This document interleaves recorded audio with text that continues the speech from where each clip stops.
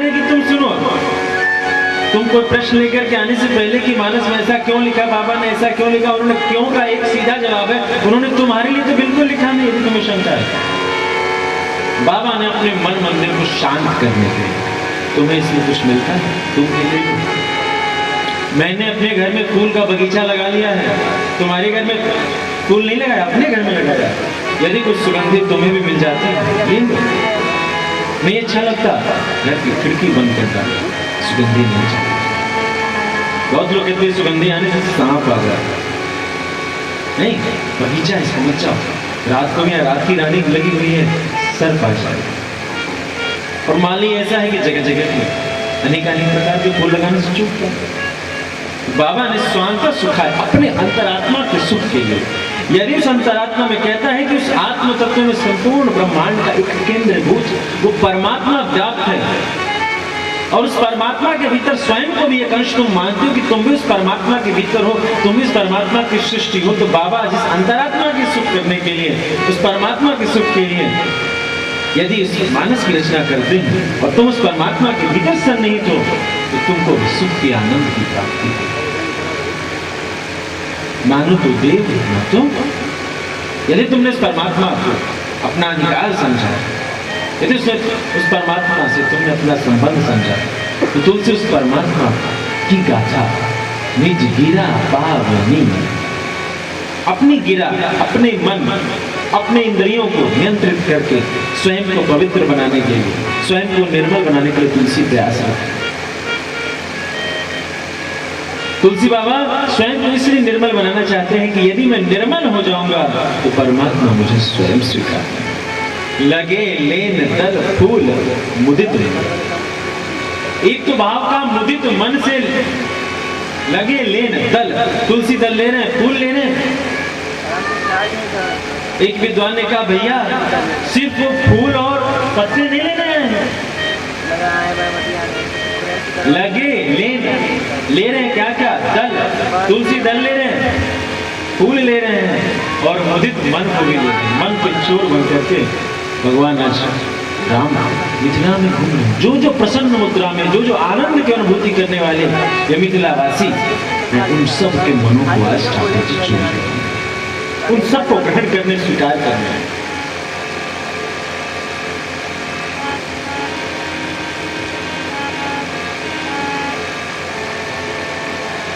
अपनी अंतरात्मा के सुख करने।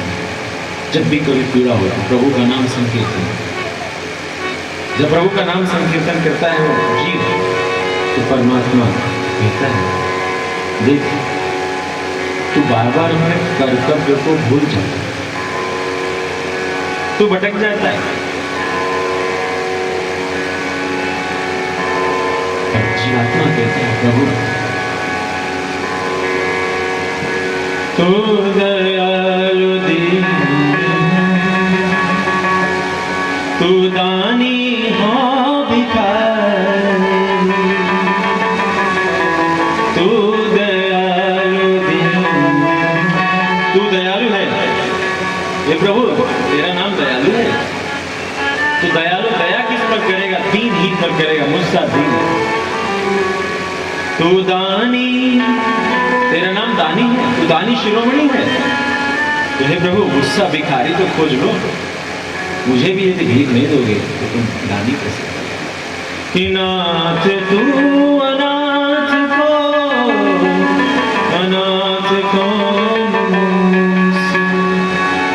तेरा नाम रघुनाथ है, तेरा नाम जगन्नाथ है। कहा कि जिसका कोई नाथ नहीं, जिसका कोई मालिक नहीं, जिसका कोई माता पिता नहीं होता, कि नाथ तू अनाथ को, अनाथ को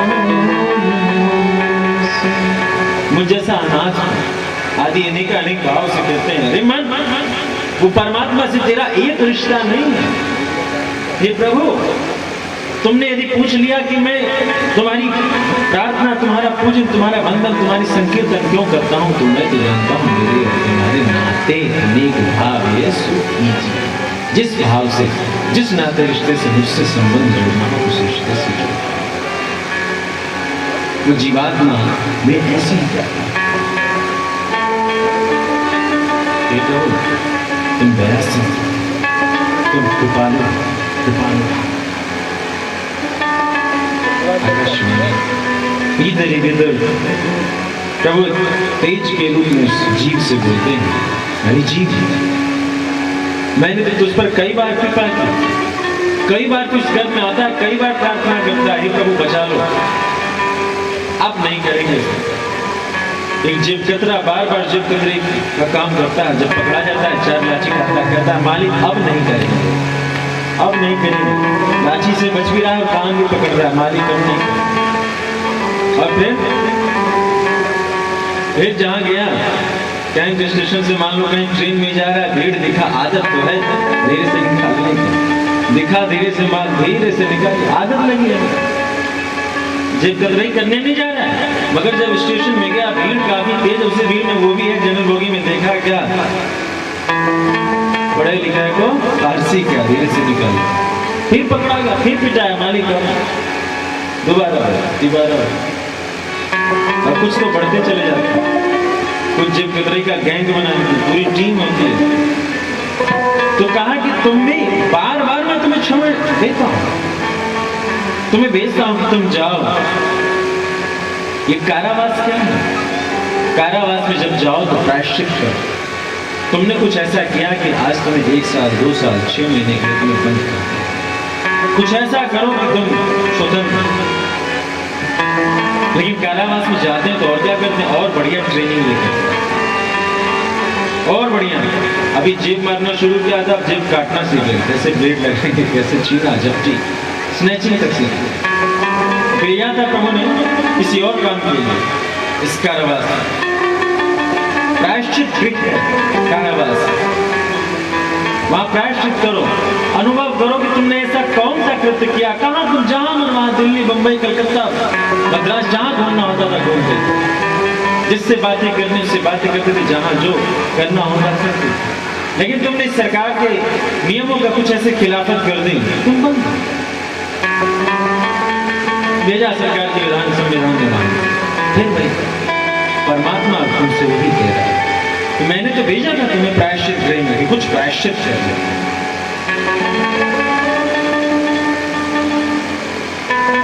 लेकिन और चोरी डकैती सीखना शुरू, तो जीव कहता अब नहीं करूंगा, अब नहीं करूंगा, मुझसे बड़ी गलती। परमात्मा कृपा तो जाओ, अब जब जाना संसार में तो मेरे नाम का संकीर्तन करना, धर्म का प्रचार करना, धार्मिक कृत्यों को करना, और जब इन सब को करोगे तो यह तुम्हारी अंतिम आवाज होगी।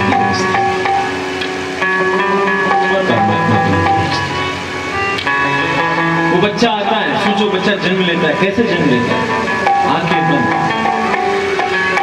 वो जो बालक छोटा है जन्म लेता है, आंखें बंद है, मुट्ठी बंद है, स्वयं के इंद्रियों को केंद्रित किया हुआ, आंखें बंद है,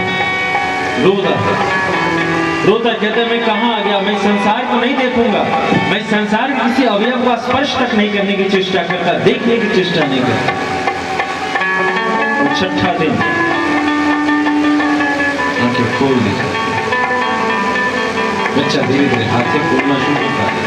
फिर वो जीव तो आया था परमात्मा की कृपा से परमानंद करने के लिए, लेकिन कुछ रिश्तेदार नातेदार कहते हैं हमारे घर में तुम आए,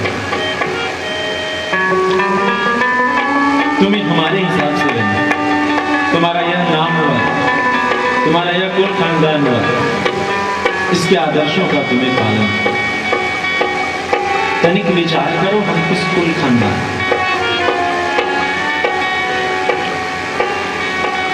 और जीवन दिया, सोच लिया मेरा जीवन, भूल गए कुछ हम लोगों ने डील किया था, कुछ डील किया था उस परमात्मा, क्या करेंगे उस पर एक स्याही लगाई थी। परमात्मा तो चुपचाप देख रहा है क्या कर रहा है। आए थे हरि भजन कर, परमात्मा ने भेजा था कि तू भजन करना, लेकिन तुमने जीवन में कभी भजन किया।